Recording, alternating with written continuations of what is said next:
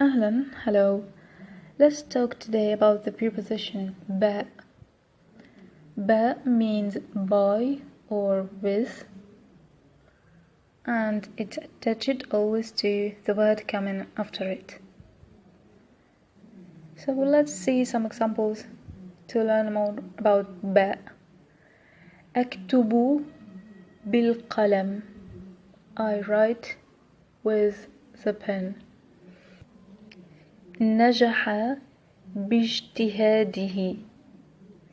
He succeeded with his hard work. بعت المنزل بأثاثه. I sold the house with its furniture.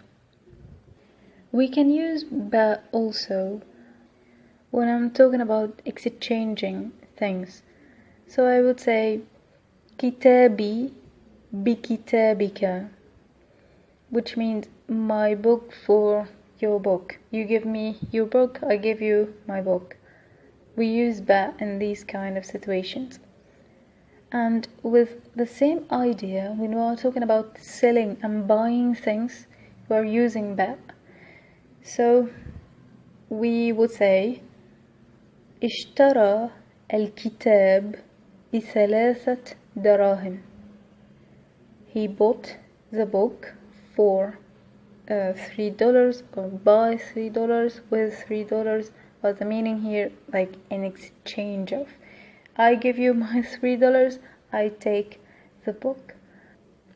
The last use that I'm going to talk about is ba is used in swearing. So like in English you would say I swear by the name of God, or in the name of God.